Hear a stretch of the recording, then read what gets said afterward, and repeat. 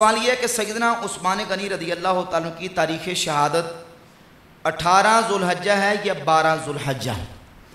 اس پر میں نے مکمل ایک دلائل کے ساتھ بیان بھی ریکارڈ کروایا ہے اور تاریخ کی کتابوں سے بحمد اللہ تعالیٰ اس مسئلہ کو واضح کیا ہے کہ جمہور اہل سیر اور مورخین کے نزدیک یعنی میجورٹی اکثر جو مورخین ہیں ان کے نزدیک سیدنا عثمان غنی رضی اللہ تعالیٰ عنہ کی شہادت کا دن 18 ذوالحجۃ الحرام ہے۔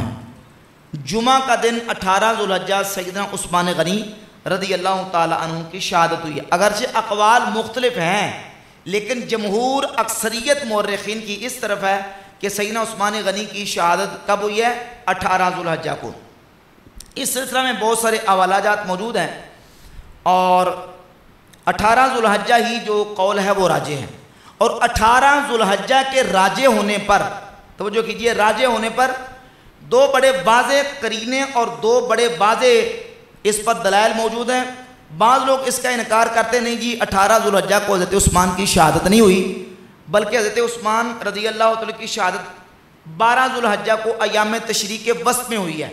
یہ سنی لوگ 18 ذوالحجہ کو جو حضرت عثمان کی شہادت کا دن مناتے ہیں یہ درست نہیں ہے، تو بھئی ہم مناتے ہیں تو ہم اپنی کتابوں سے اس کو ثابت بھی کرتے ہیں۔ رہ گئی بات وہ جو قول ہے 12 ذوالحجہ کا، تو وہ قول صحیح روایات کے مطابق درست نہیں بنتا۔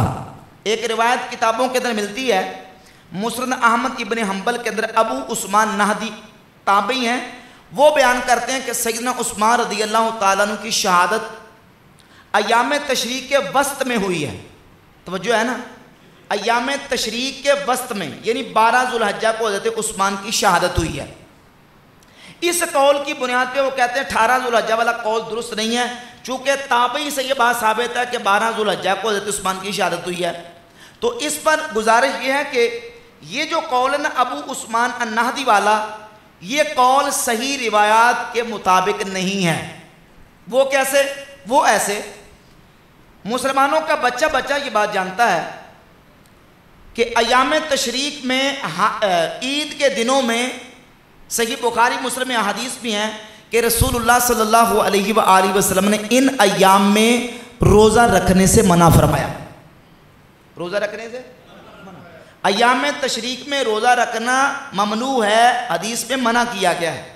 اور صحیح حدیث موجود ہے المستدرک لصحیحین میں اور مسند احمد ابن حنبل اور کتابوں کے اندر بھی صحیح حدیث موجود ہے کہ سیدنا عثمان غنی رضی اللہ تعالیٰ عنہ کی جس دن شہادت ہوئی، حضرت عثمان غنی رضی اللہ تعالیٰ عنہ کو نبی پاک علیہ السلام کی خواب میں زیارت نصیب ہوئی اور حضور نے خواب میں آ کے حضرت عثمان سے فرمایا کہ عثمان آج تم نے روزہ ہمارے ساتھ افطار کرنا ہے،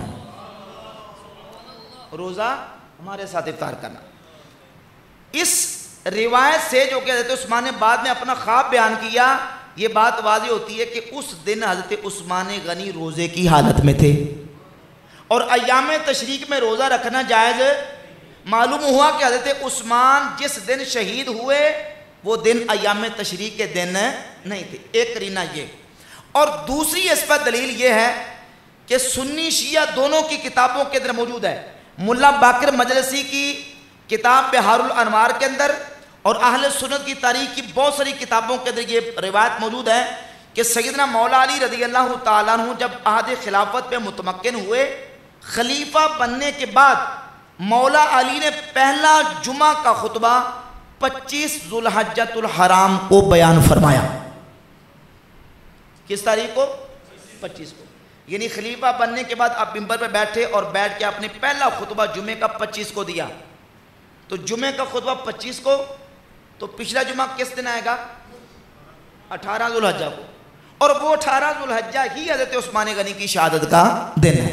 لہذا یہ دو مضبوط قرینے ہیں جو کہ جمہور مورخین کے موقف کے بالکل عین مطابق ہیں، اور یہی روایت راجح اور یہی قول مضبوط ہے کہ 18 ذوالحجۃ الحرام ہی سیدنا عثمان غنی رضی اللہ عنہ کی شہادت کا دن ہے۔